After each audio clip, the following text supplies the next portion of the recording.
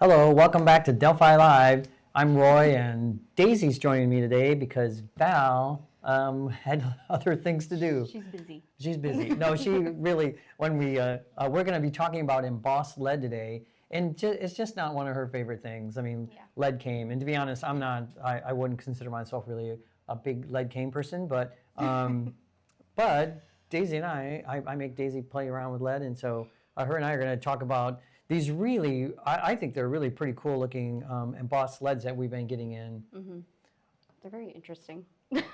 Yeah, so I think at the moment we have like 3 different textures, right? Yep. So I'm going to grab them real quick. So they're just kind of off screen a tiny bit, but let me grab them, show them to you.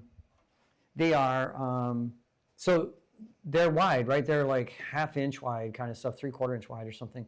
And they're embossed on the surface. I don't know how well some of that shows up. Does it show up pretty good? Good. This one's supposed to look kind of like a tree bark, which is what we're kind of doing in a panel here. We're going to show you a little bit about that.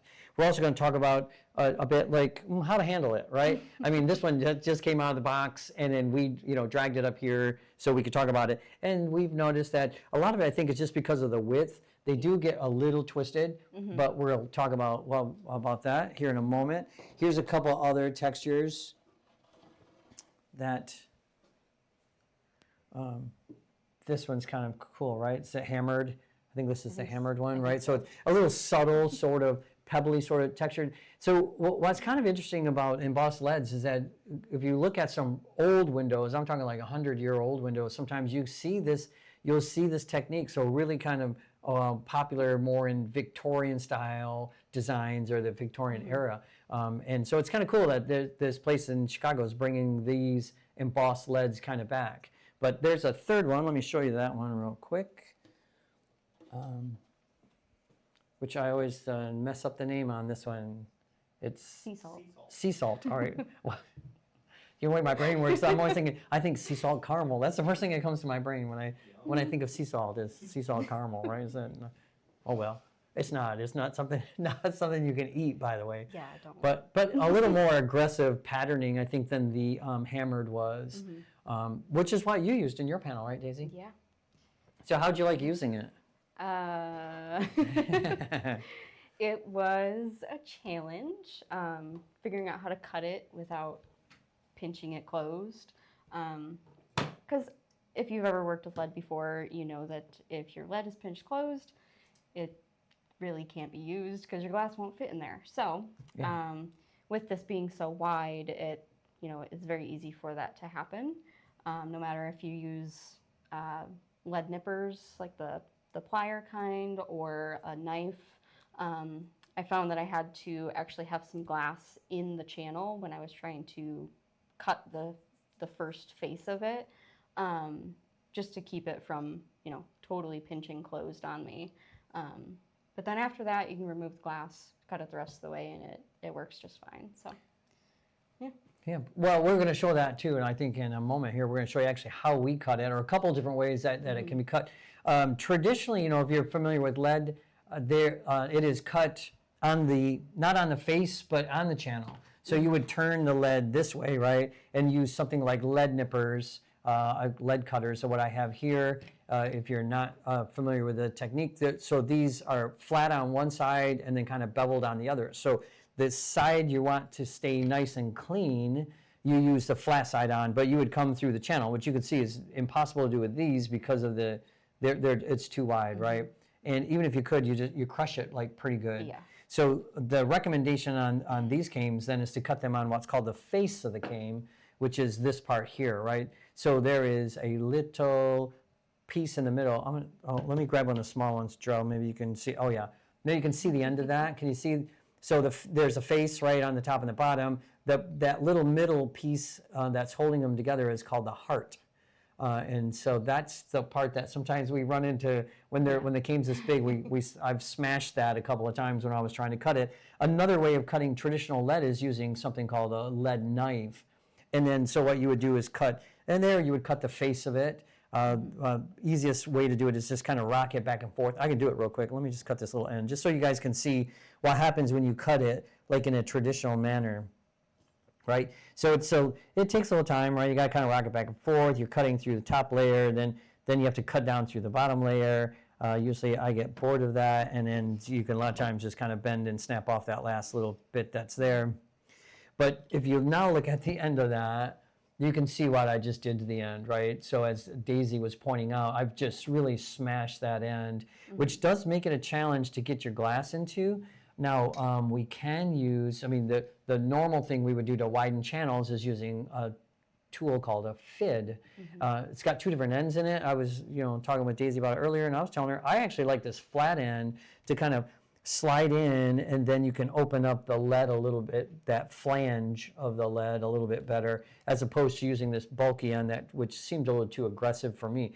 The problem, though, again, by cutting it the way I just showed you, one is, of course, I crushed it, but I don't know how well you can see that I smashed the heart, right? So now the heart is tipping like this, and it's not straight up and down, which is, how we normally want it, so your glass fits in it better. But we do have, like I said, Daisy and I have both cut this a couple of different ways. I did talk with the manufacturer about this particular product. I'm asking, how they cut it, and, if it needs to be stretched. So if you're a lead person out there, typically we would stretch all the lead came. The manufacturer says, since this goes through like they're extruding it almost as they emboss it, and that, they said, strengthens it and doesn't need to be stretched. Which is sort of nice. I mean, one less thing you have to do. And if you're pretty careful with it, it holds up, okay, right? I mean, if you're really careful carrying it from, wherever, from your car to your studio or wherever you have to take it, right? It's not bad, but it's when, you're a little careless that, I mean, no one knows, right? No one carried this stuff from the back, and he knows. I've done the same thing. It just gets really, really twisted. And like I said, mainly it's just because of the width. It's just so wide. But you can fix it. It takes a little bit of time. I'm going to show you that in a moment. But, I'll show you now. So one of the things I do, like with Val, I always say, let's do that. I'll talk about it later, but it's probably best just to get it over with now, right? So this often happens. So don't be surprised now if you are ordering from Delphi. We ship this. If you're not familiar with how we ship our lead came, it comes in, the cames are 6 feet long, and we ship them in a 6-foot box, right? Well, a hair over 6 feet, right? So so they're straight, and then the other thing we do is we put a piece of wood on the outside of the box, or sometimes in the box, depending on how many pieces of cane you buy, so that FedEx can't just bend the box in half or something, right? So they ship really well for the most part. It's just like I was talking about. It's just getting it out of the box and getting it into your studio is sometimes the trickiest part, and sometimes this happens. Usually, when we're working with this, it does help just to cut it into smaller sizes that you're working with to handle. It also doesn't stretch as much, but you can see I'm really just bending this carefully, trying to bend it and to get it back until at least so that the face is relatively smooth. I know it's all kind of wiggly, but that's okay. We can always take that out as we're working. But just by gently kind of moving it around, you can see I've taken that kind of corkscrew out of it, and at least all of these are relatively flat. Then as I mentioned before on these cames, since they're so wide, it's the flange that's really wide, not the heart. The heart is pretty narrow. It's probably like a 1/16 of an inch, wouldn't you guess, right? Yeah. On that, so real narrow. It's the flange coming off from the face, right? That's pretty wide, and then that does get wrinkled, and you can just smooth it out. Like I'm using the FID to do that. I don't know if you can see this piece that I've been playing around with. It's got it wrinkled pretty good, so I just come in with the FID on a nice smooth surface, and I just kind of work it this way, right? And you can just kind of work it. I'm not really putting a lot of pressure. All I'm really trying to do is just smooth it out. And you can see that just in a short time, I've kind of flattened that out.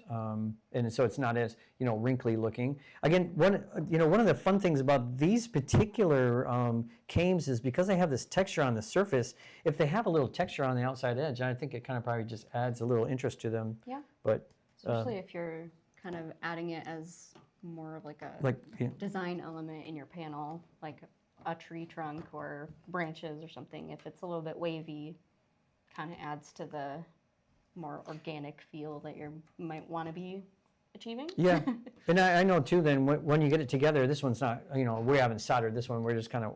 I say we like I had a lot to do with this, but Daisy did like 99% of this. So Daisy, if you guys aren't familiar, she's my left hand and right hand person, right? So she's She does a lot for me. Thank you very much. I cut the glass out, and Daisy started doing the lead work because I got a little busy. But so what you can do though is even if it has some little wrinkles in it, again, you can take the fid while especially when it's with the glass, because the glass will add some support. And you can come back down and you can just kind of lay that flange back down and smooth it back out. So it's really, I think I know it. When we looked at it, especially when I carried it from the back and it was all twisted, we were like, oh my gosh.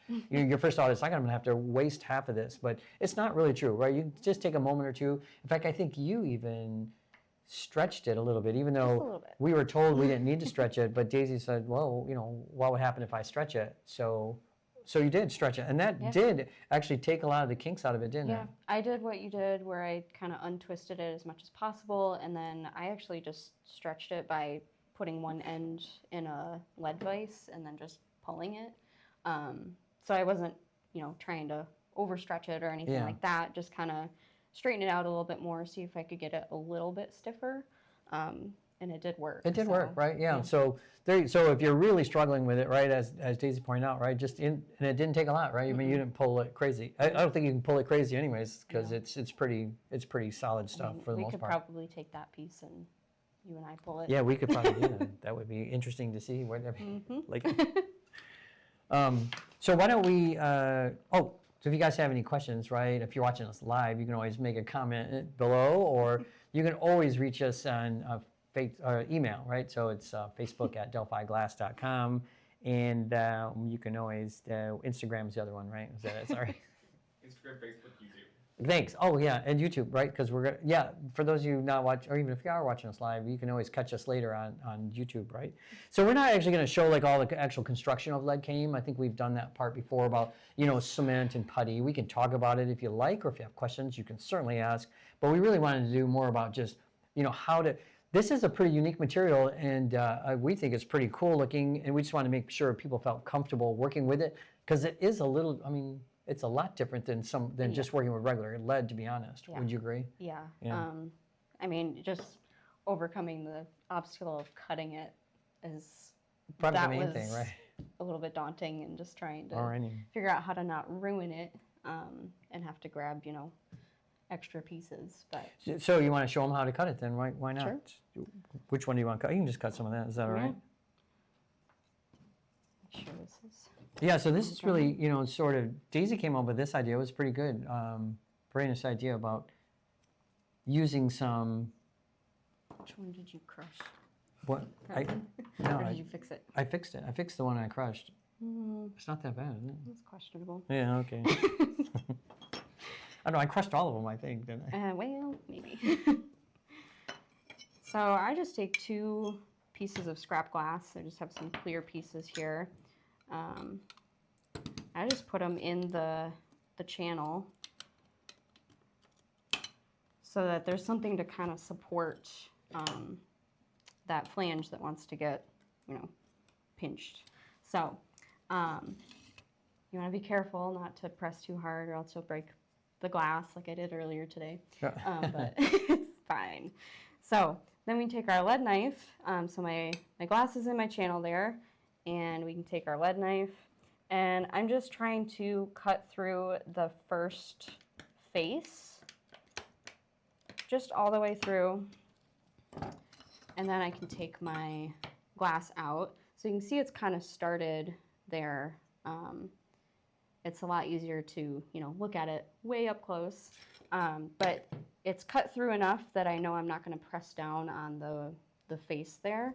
So then I can take my lead knife again and just rock back and forth to get through the heart and that bottom flange there. So it does pinch just a little bit, but you can take your fid and kind of open that back up. Yeah, this one didn't pinch that much on the other side, I noticed, right? So just the nature of how thick this is, the heart is gonna kind of, bend a little bit, but not quite as much as if I hadn't put that glass in there. So it's a little bit easier to work with, and you're not trying to sit there and fix your lead and straighten it quite as much. So Yeah, that was pretty good. It was funny because Daisy and I were not necessarily working at the same time. She was doing it, and I was doing it at a different time. And I'm going to show you, I cut it using the lead nippers. So I want to show you how that's done because it's very similar though. I think you had told me about thinking that having some glass in here to support it would be helpful. So that's how I was doing it too. All right, so just getting some glass, putting it in there. And then the difference that I did was, so I'm leaving the part that I want to cut off outside the glass, right? So what Daisy was doing was cutting where there was still glass, right? But I'm doing that part on the outside. And I would just come in with lead nippers and cutting, again, here, the face of the cane. The only tricky part is sometimes you got to get them kind of wide. And then I would just cut it. And so it does, if you look at this end, it does pinch it, but that's the only part that's pinched, which is nice. So you can pull the glass out, and again, if you look at the edge, it just pinches right where I sort of cut it, but real easy to just open that flange back up, right? I just slide the fid right through it, sometimes give it a little bit of a wiggle, and then you can see that for the most part, I've opened that up, pretty well. So a couple different ways. I mean, I know when we were talking about this, I think we both find that it's easier to cut your, the piece of cane, like if you'll see what we're doing here, right? Where we're cutting the cane is a little bit longer than what we actually need, and then we're going to come back and trim it. So instead of cutting it perfect, which is not always easy to do, right? We have to compensate for where there's going to be either other pieces of lead or where the zinc is going to go around the outside. And so the setup that we have here is, if you can you guys see this show up already on the camera? Sorry, Daisy and I can't see a camera or a screen, so we don't know. But we think these guys are doing a great job. And so we have a couple of tiny pieces of zinc. And again, if you're not familiar with the zinc, let me show it to you real quick. So if you can see the end of it, these come also 6 feet, but these are just a couple little scraps that we use as spacers. But you'll notice the glass on this is called an adjustable U-zinc. So the glass doesn't go all the way to the back of the cane here, right? So it kind of rests in that channel. So when we're assembling our pieces, we have to compensate for that space, right? And we also have to compensate for the space that is inside the channel that's going to overlap the glass. And so Daisy came up with this great idea of using these little spacers. And then from here, we can see right where we need to cut the lead. And then I think, you just go ahead and just take this and I kind of line it up with the edge of my zinc and just rock it very slowly, because that marks it enough. So then I can pull that apart, take that piece out just enough to, cut through it. And I know that my zinc cane is going to fit against it. Yeah. And it gets the angle right. I don't know if you can see it, but she marked it really well. Sometimes people use a horseshoe nail to mark it. Sometimes people use a Sharpie, whatever, right? But to help you realize. I like using this. One reason is because you know exactly where you have to cut it, right? There's no real guess. Yeah. You've already put an indentation in the lead. You know right where you got to cut it again.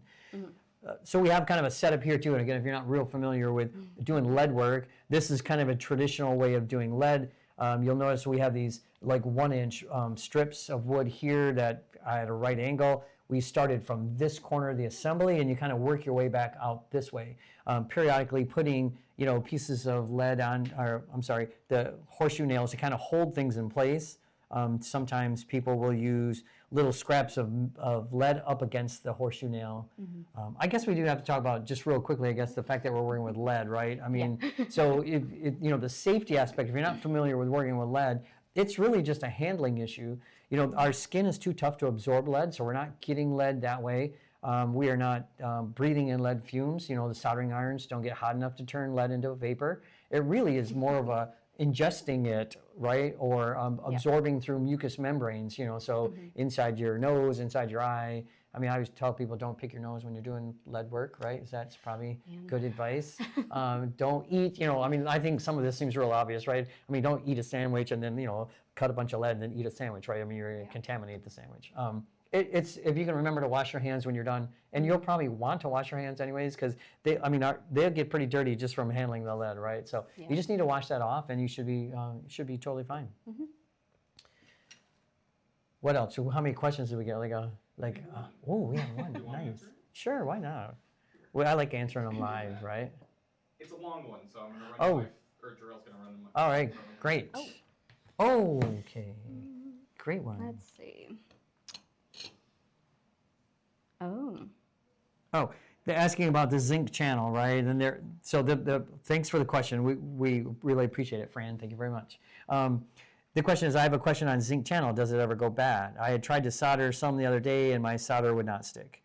Yeah, I mean, the issue with any metal, whether it's lead or zinc, or if you're using brass or copper in these kind of projects, it can oxidize, right? So oxidation is just, exposed to air. Oxygen will do things to metals, right? We all, I think, are familiar with that. So it just depends, right? So sometimes, I know that, like especially zinc in particular, when we get it, again, from the manufacturer, it's in a box, and it's sometimes a little greasy. Yeah. It's a little oily because they don't want it to get all kind of, bad inside the box as it's being shipped around.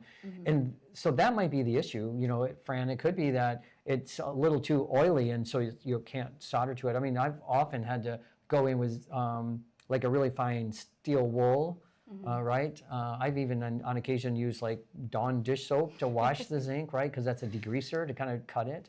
But it could just be oxidation, right? That does happen. So again, the solution there is to use steel wool. And if you're not familiar with steel wool, it comes in different grades or coarseness, right? And the finest is 4 zeros, right? So that's how they do it. So it's, there's 4 zeros, 3 zeros, 2 zeros, 1 zero. The 1 zero is a lot more coarse than 4, right? Get the 4 zero stuff because it's really, really fine. And it will just, in fact, some people just, when they're done with their projects, will use that just to buff up the zinc frame around the outside just to make it look a little shinier. But it gets rid of any little scratches or that tiny little stuff. Or sometimes, the flux will leave a little mark on the zinc, right? Sometimes a little weird smudge. But yeah, good question. Thanks for asking. What else? I think we covered everything Daisy and I know about embossed lead, which I think so. was It's not much. which was that. Oh, Briefly pitch the lead upgrade kit. do I do what? Briefly pitch the lead upgrade. Heck yeah. So if you guys, if you're a copper foil person out there, right? So you have probably every tool you practically need for doing work, but you might need a lead kit. And so this is actually everything you need to do lead work. So all the tools, right? A pair of shears or scissors, whatever you want to call them, for cutting out your pattern, right? So this one compensates for the heart of the lead. So it's a 3-bladed pair of scissors, right? These are lead nippers or lead cutters, whatever you call those, right? Those are pretty nice depending on what you're doing. A lead knife. So, and I can tell you, sometimes people will use one type of cutter and the next time they're like, for what they're trying to do, especially when you're trying to get another piece of lead to like meet up against another one, using the nippers is sometimes a whole lot easier, right? We're just trying to do that. A hammer, right? Because you got to hammer those nails in. So we're working on, this is OSB, but like plywood is a great surface to work on. Are you still going back to the kit? Putty, right? So if you're not familiar, so we have to cement this when it's done, right? So you put in something that weatherproofs it. It also stops glass from kind of rattling around. That's there. We use a brush to apply the cement, and we also use a brush to clean it up later with this stuff, whiting. So whiting is basically it's ground up chalk. And so after you put all this putty on there, you sprinkle the whiting on there, and that will clean up. That'll stick to all that cement and just help you clean it up. It actually is a great way of cleaning it up. There is, a fid, right? Everybody needs a fid. Horseshoe nails. Okay, if you're not familiar with horseshoe nails, what's unique about them is they're not round like regular nails. They're flat. And so you need that when you're going up against, another piece of lead or a piece of glass, right? A flat surface is much better, and you're less likely to chip your glass than a round surface, right? And then this is just a little brass brush, which sometimes comes in handy. Again, I'm thinking of Fran and the zinc question. Sometimes you can kind of, if you're having a problem soldering something to something else because of a little bit of oxidation, this will remove that off the surface, and then you can solder it. These are little lead stops. Yeah. So these would go in. So if you can see the setup here, you would just use this. So it would be between the horseshoe nail and the piece of glass. Again, just so you don't chip the glass with the metal horseshoe, right? But we are professionals. Oh, I did want to show one more thing, just real quick. Sorry, I forgot about. I had done it to this one. I don't know how well this shows up. But if you can see, this tapers, right? So it starts out wide and then it gets skinnier as it comes here. I actually cut the lead to do that. You know, I was purposely trying to taper it to give it a little more kind of interest, right? So it wasn't just this whole width all the way down. And I did that with just a utility knife, right? You can see this one with a nice blade on it. And I came in and cut the flange of the came, and I'll show you how I did that. So you can just come in. So I'm cutting here the bottom. I know this one probably doesn't show up real well with the camera, but I'm actually cutting the bottom flange here, right? Not the top one. And I'm coming in and I'm just pulling. And you might not be able to cut right through it the first time, and that's okay. You can just kind of score it, or at least mark where you want to cut. And then you can kind of come back in, get that blade in that same spot again, and then come through, and then you can see, you know, I just trimmed off, you know, just a little bit to give it a little bit of a taper. Now when you flip it over, you can kind of see where you need to cut that one, and then you can just come in and do the same thing over here, right? And then just cut it. It doesn't have to be perfect, especially this one, which I think is, you know, as we were talking about earlier, Daisy and I, were that, you know, it's supposed to look like tree bark or something. So the fact that it's a little irregular might be kind of fun. I was talking to the manufacturers of this, and they said people sometimes come in and use the lead dikes to do that same sort of thing, where they're just nipping off parts of the flange, and you do get kind of a, you know, it's a little like kind of a straighter thing, but you can get some kind of funky sort of edges to it if that's what you're trying to do, right? I mean, it's decorative already, but you can make it even more decorative by trimming it or putting some kind of fun marks in it. I know yesterday we were playing around with, was it you and I, playing around with putting weird cuts in the side of it just to kind of give it its own wild thing. So speaking of that, I wanted to just point out real quick, one last thing, Daisy, I want you to talk about. So Daisy constructed this piece, and then it's a combination of embossed lead and just regular lead. So, I mean, it doesn't have to be an entirely embossed project, right? Right. And you did some kind of fun soldering stuff to kind of I tried. hide some stuff, right? Oh, you Yeah. did more than try. So you want to walk over there and just kind of point it out to everybody. So that'd be Yeah, I nice. We're switching suppose. sides. So it's kind of weird. Yeah, so like where I have these pieces kind of meet up with the embossed lead, I used the sea salt texture. So I figured I could maybe try and emulate that a little bit with my solder so that it could kind of blend in a little bit more and not just be a smooth glob of solder. So I actually, while the solder was still hot and like liquid, I took my flux brush and just kind of touched it, and it kind of creates this really rough texture that almost matches the embossed lead that I used. So I kind of like that it matches a little bit more and doesn't just look like I took Yeah, I like random how pieces. I really like how you like sort of almost faded it away, right? I was gonna say kind of tapered it off. Like, Yeah. so if you see some of these, so she did some of the work, but then just kind of gradually did less and less work as she kind of came away, kind of like it's kind of bleeding out or fading away. That's I pretty tried cool. to like bring it up onto the edge of my zinc there too to try and make Yeah. it kind of wrap around or I something. thought it was pretty. I thought you did a great job, actually. So, really quite tried. nice. Oh, one other thing too. I'm sorry, I keep thinking of all these things afterwards. But so when you're bending this, right? Especially if you're leaving it this wide, and if you're bending it around something that's curved, the tendency is to try to just bend it right away, right? And then you'll get some really, a lot of wrinkles in it. So you just want to gradually bend it, right? So bend it, and then gradually bend it a little bit more. Just keep kind of playing around with it until you can kind of get it to bend, and then you won't get so many wrinkles on the inside. You still get some, but again, you can always come back in and fix, what you need to fix with the FID. And open channels back up, and I was showing you can use the back of this to smooth, if you get wrinkles back up, back down. So you just gotta play around with it, right? Would you agree? Yeah. Especially if you're used to the regular lead, which is, doesn't require as much, kind of playing around with. But One thing I will say, when you're using not all embossed lead, just remember that you have different widths of faces, and just don't forget that when you're cutting to yeah, you gotta cut account to for the, that. yeah, oh, that's a good point, yeah. because you're gonna have a much shorter piece that is coming up to where that thicker embossed lead is, whereas if it's two smaller pieces, they're gonna be a lot longer because there's less face to try and account for. So Good keep tip. that in mind. All right. Well, I think that's going to do us, right? I think so. All right. Well, we're probably going to be back in a few weeks, right? Not 100% sure what we're talking about, but yeah, yeah. We mean this seriously when we say. I mean, if you have ideas, I mean, feel free to reach out to us. We're happy to do it. In fact, I heard from someone one time, one that we did, and that person came in the store, and she's like, "You did my question." I was like, "Yeah." She acted surprised. I was like, "Yeah." Well, I mean, we don't know what people necessarily need or looking for. We're just trying to find ways to hopefully make it easier for you when you're working, right? Or explain what products are, and we're happy to do any of those types of things. But we'll be back. I'm not sure if it'll be Daisy or Val, but maybe I'll drag Daisy along again. So. Depends on what it is. Well, thanks for joining us. See ya.